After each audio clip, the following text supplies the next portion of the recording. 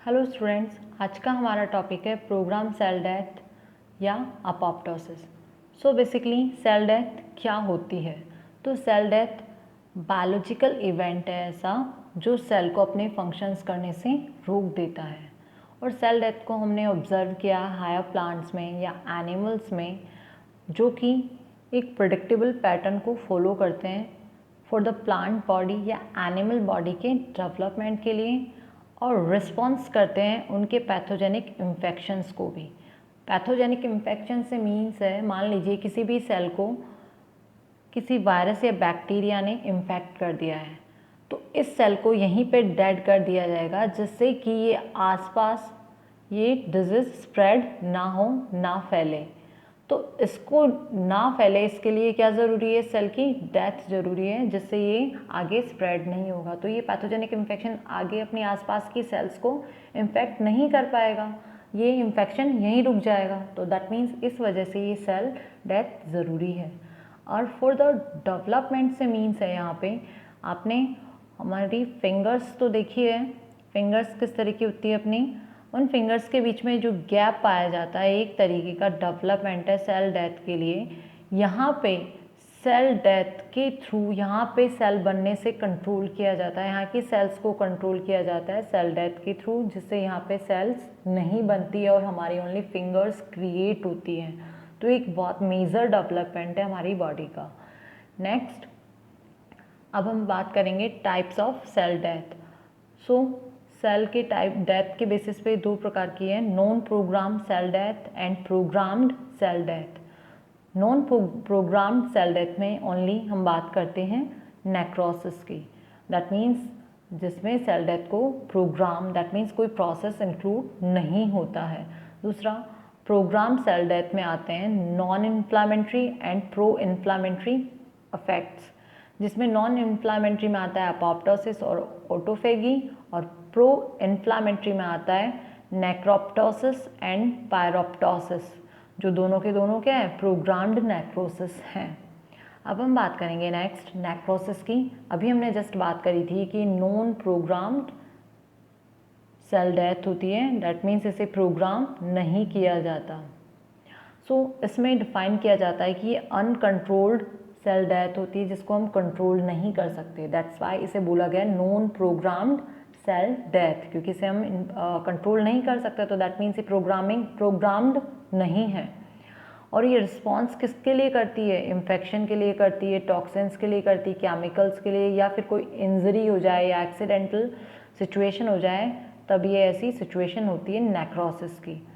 तो necrosis mostly cytoplasmic swelling से relate करता है और प्लाज्मा मेम्ब्रेन को रप्चर करने का काम करता है, दैट मीन्स तोड़ने का काम करता है। जैसे कि आप डायग्राम में देख रहे हैं, ये नॉर्मल सेल है और ये स्वेल होने के बाद ही इसकी स्वेलिंग इरिवर्सिबल हो गई, दैट मीन्स कहीं से भी इसकी स्वेलिंग दिख रही है। दूसरा, जैसे ही इसमें इन्फेक्शन हुआ तो क्या हुआ, इसकी जो प्लाज्मा मेम्ब्रेन है रप्चर कर दी गई है, टूट गई है, और इस वजह से सेल की डेथ हो जाती है। नेक्स्ट हम बात करेंगे ओटोफैगी। ओटो यानी खुद, फैगी यानी किसी भी चीज़ को ईट करना, खाना। ये ओटो का मीन्स यहाँ सेल्फ है, फैगी का मीन्स यहाँ पे खाने से है। तो दैट मीन्स सेल अपनी कोई आउन टिश्यूज़ को खा जाए स्टारवेशन डिजीज प्रोसेस में, तो उसे बोलते हैं ओटोफैगी। यहाँ आप देख रहे हैं डायग्राम में किस तरीके से एक सेल बाकी सारी चीज़ों को अपने अंदर ले रही है, से बोलेंगे ओटोफैगी सेल्स। नेक्स्ट हम बात करते हैं नेक्रोसिस, अपोप्टोसिस और ओटोफैगी, तीनों में क्या डिफरेंस है। तो देखिए, necrosis uncontrolled program cell death है, जिसे हम कंट्रोल नहीं कर सकते, दैट्स वाई इसे बोला गया नॉन प्रोग्राम्ड, एक्सीडेंटल डेथ होती है ये। नेक्स्ट हम बात करते हैं अपोप्टोसिस, जिसे रेगुलेट किया जाता है, जिसका एक पूरे तरीके से प्रोग्राम्ड फिक्स होता है कि ये किस तरीके से डेड होगी। दूसरी हम बात करते हैं, थर्ड नंबर पे हम बात करते हैं ओटोफैगी, दैट मीन्स किस तरीके से सेल्फ अपने आप को ईट कर लेती है सेल, वो प्रोसेस है। इसमें सेल सर्वाइव भी कर सकती है और चाहे तो रेगुलेट भी कर सकती है सेल डेथ को। नेक्स्ट हम बात करेंगे अपोप्टोसिस की। तो अपोप्टोसिस इंडिविजुअल सेल्स है जो इंड्यूस करती है, कमिट करती है सुसाइड को, दैट मीन्स सेल्स को मारने का काम, खुद को मारने का काम अपोप्टोसिस के थ्रू किया जाता है। इसे ही रेफ़र किया गया है एक्टिव प्रोग्राम सेल डेथ के लिए। अब हम बात करेंगे कि अपोप्टोसिस के टाइम सेल में कौन कौन से मॉर्फोलॉजिकल चेंजेस आते हैं। तो सबसे पहले 3 तरीके के चेंजेस और टाइम के बेसिस पे से 3 स्टेजेस में डिवाइड किया गया है। फर्स्ट बात करेंगे हम अर्ली स्टेजेस। अर्ली स्टेजेस में क्या होता है, क्रोमोसोम्स का कंडेंसेशन होता है और सेल की बॉडी श्रिंक हो जाती है। जैसे आप देख रहे हैं फर्स्ट वाले में यहाँ पे ये नॉर्मल सेल है, यहाँ धीरे धीरे सेल की बॉडी श्रिंक होना स्टार्ट हो गई है। नेक्स्ट वाले में मेम्ब्रेन, लेटर वाले में लेटर स्टेज में क्या होता है, membrane becomes irregular blebbing. That means blebbing का मीन्स है कि इसकी इरेगुलर हो जाती है प्लाज्मा मेम्ब्रेन। इरेगुलर होने की वजह से जगह जगह से ब्लैबिंग स्टार्ट हो जाती है। फिंगर्स टाइप साइटोस्केलेटन ख़त्म हो जाता है। ब्लैबिंग का मीन्स जितने भी जो साइटोस्केलेटन है वो रिमूव कर दिए जाते हैं। इस वजह से सेल अपनी शेप को मेंटेन नहीं कर पाती है। Nucleus and cytoplasm fragments apoptotic bodies. और साइटोस्केलेटन रिमूव होने की वजह से सेल अपने शेप को मेंटेन नहीं कर पाती और इसकी साइड ये बॉडीज़ निकलती रहती है। अब नेक्स्ट प्रोसेस होगा, ये जो साइड बॉडीज़ निकली हैं इनको सेल खुद ही क्या कर लेगी, ऑटोफैगिक, दैट मीन्स फेगोसाइटोसिस प्रोसेस के थ्रू खुद ही इन्हें खा जाएगी, ईट कर जाएगी।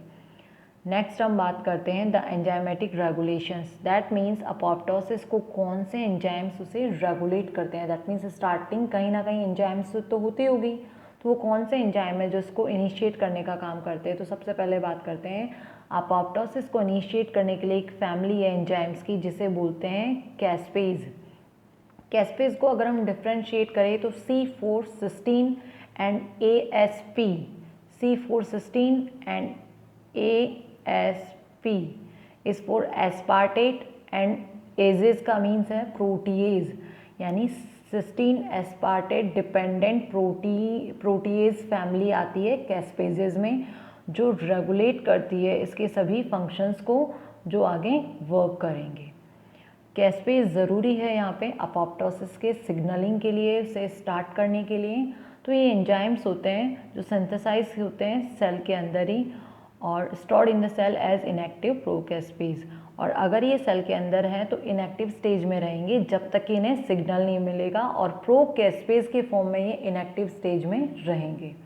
अगर ये एक बार एक्टिव हो जाते हैं तो क्लीव करेंगे, एक्टिवेट कर देंगे प्रोकैस्पेज को और ट्रिगर करेंगे कैस्केड को कि वो रैपिडली सभी प्रोटीन को तोड़े और उन्हें अपना काम करने के लिए कहे।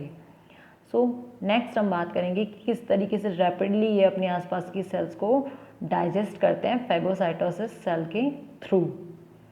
अब हमने बात करी थी कैस्पेज की, तो कैस्पेज हमने बात करी है कि एक फैमिली होती है प्रोटीज एंजाइम की, जो कि 3 तरीके के कैस्पेजेस पाए जाते हैं। कौन कौन से, फर्स्ट बात करेंगे हम इन्फ्लामेटरी कैस्पेज।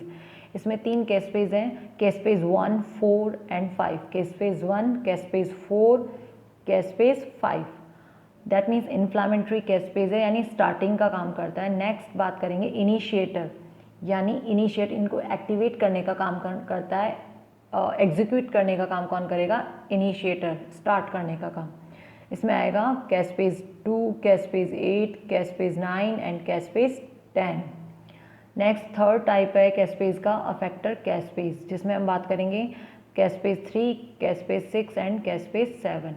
अब हम बात कर लेते हैं, एक बार साइड में आप डायग्राम देख रहे हैं कि कौन कौन से पाथवे होते हैं जो अपोप्टोसिस करते हैं और कौन कौन से नहीं करते। तो हम बात करते हैं, फर्स्ट देखिए anti apoptotic BCL2 proteins. Anti apoptotic यानी जो अपोप्टोसिस के अगेंस्ट हो, एंटी हो, वो होते हैं BCL2 प्रोटीन। इसमें एग्जांपल दिए हैं BCL2 एंड BCLXL।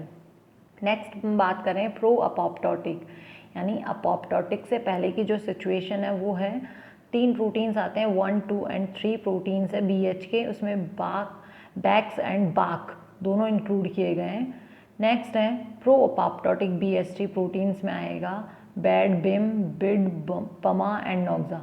ये दोनों pro apoptotic, that means activation के बाद अपोप्टोसिस करते हैं और ये फर्स्ट वाला अपोप्टोसिस की प्रोसेस को रोकने का काम करता है। ये तीनों क्लासेस थी जिसमें ये BH1 एब्सेंस की वजह से, प्रेजेंस की वजह से अफेक्ट करता है अपोप्टोसिस की प्रोसेस पे।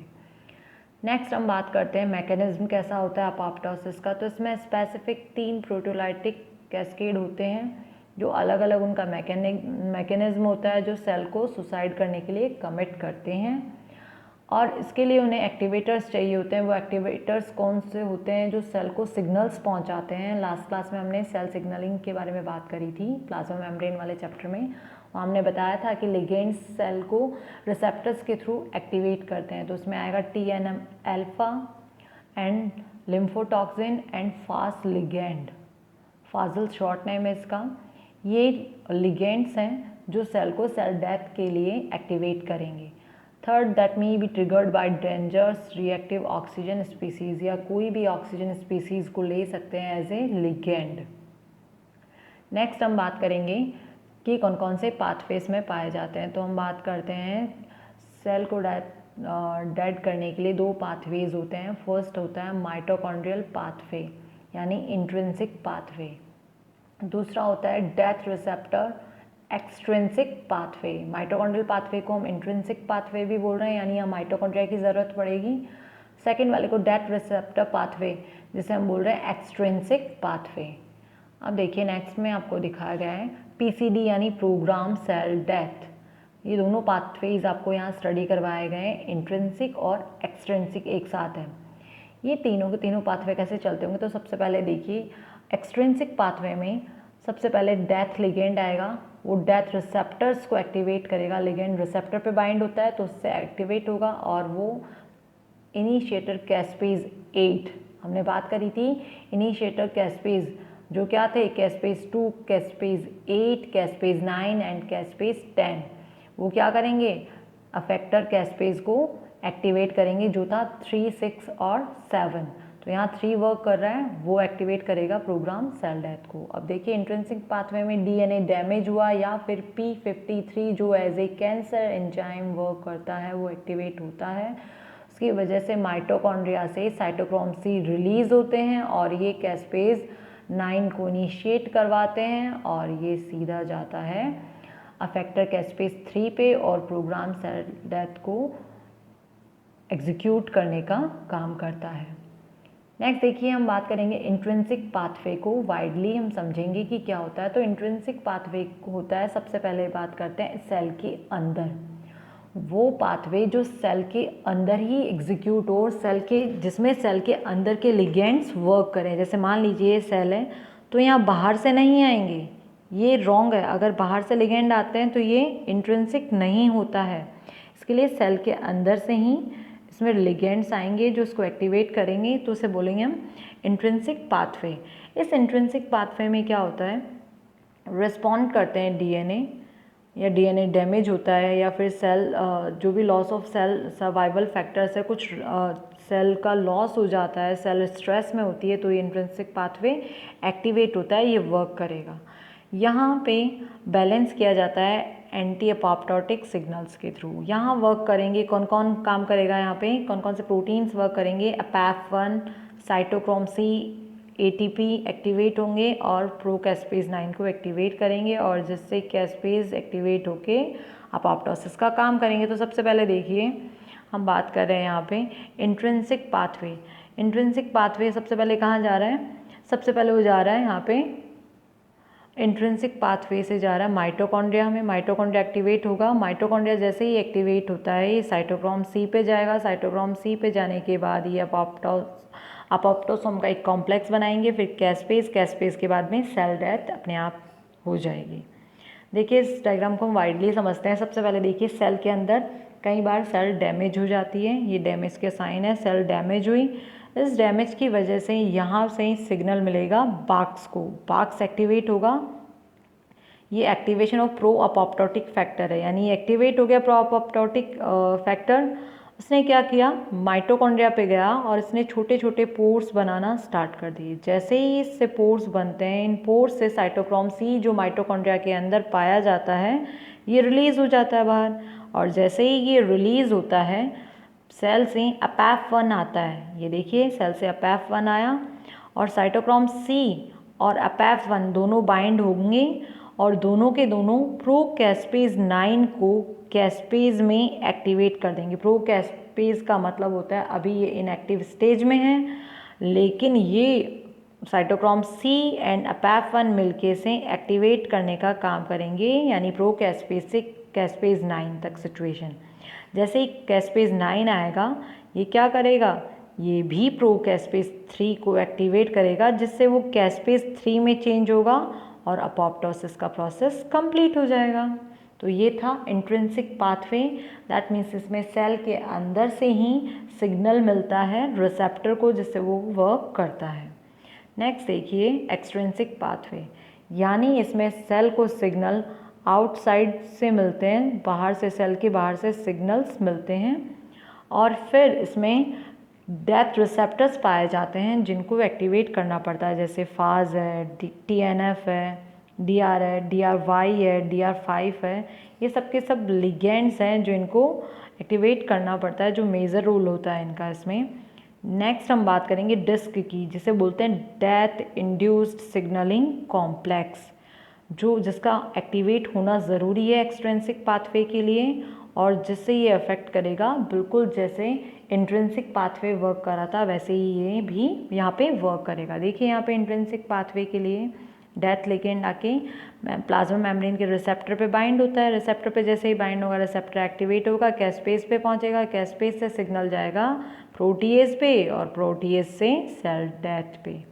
इसको हम एक बार वाइडली डायग्राम के थ्रू समझ लेते हैं। जैसे देखिए हमने जब प्लाज्मा मेम्ब्रेन में रिसेप्टर पढ़े थे तो 3 तरीके के डोमेन्स पढ़े थे। सबसे पहले हमने बात करी थी यहाँ पे कि किस तरीके के डोमेन है, ये एक्स्ट्रा सेलुलर डोमेन है, और ये ट्रांसमेम्ब्रेन डोमेन है, और ये इंट्रा सेलुलर डोमेन है। तो देखिए यहाँ पे एक्स्ट्रा सेलुलर डोमेन, ये रिसेप्टर है तीनों, ये रिसेप्टर का पूरा पार्ट है, जिसमें एक्स्ट्रा सेलुलर रिसेप्टर पर आके बाइंड होता है एक लिगेंड, जिसे बोल रहे हैं हम TNF। ये TNF अपना सिग्नल पहुंचाता है डिस्क तक।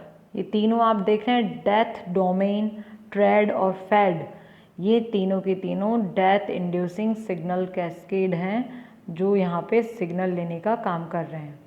ठीक है, ये यहाँ पे सिग्नल ले लिया, डिस्क जिसे हम बोल रहे हैं ये वही है जो इसे एक्टिवेट करने का काम कर रहे हैं। ये यहाँ पे आते हैं और ये एक्टिवेट हो जाता है लिगेंड, जैसे ही TNF बाइंड होता है, जिससे death, domain, TRADD, FADD, DISC, ये पूरा का पूरा डिस्क एक्टिवेट हो जाता है। जैसे ये डिस्क एक्टिवेट होता है, ये प्रो कैस्पेज 8 जो अभी तक इनएक्टिव स्टेज में था, इस डिस्क के आने से ये कैस्पेज 8 में चेंज हो जाता है। जैसे ही ये कैस्पेज 8 में चेंज होता है, ये जाएगा प्रो कैस्पेज 3 के पास और उसे भी क्या कर देगा, एक्टिवेट करने का काम करेगा। और जैसे ही कैस्पेज 3 एक्टिवेट होता है, दैट मीन्स अपोप्टोसिस का प्रोसेस कंप्लीट हो जाता है एक्सट्रिंसिक पाथवे के थ्रू। तो ये था इसका एक्सट्रिंसिक पाथवे। अब हमें ये ज़रूरत क्यों पड़ती है कि सेल डेथ हो, प्रोग्राम सेल डेथ हो या अपोप्टोसिस हो, तो सबसे पहले हमारी बॉडी के स्ट्रक्चर्स की ग्रोथ के लिए, ठीक से हमारी बॉडी का शेप बने, जैसे हमारे फिंगर्स के बीच में जो गैप है, हमारी लेग्स में जो बॉडी की शेप बनी हुई है, बोन्स की जो शेप बनी हुई है, वो सिर्फ इसी की वजह से है। बॉडी का स्ट्रक्चर ज़्यादा लंबे टाइम तक कैसा रहे, इसके लिए ज़रूरी है।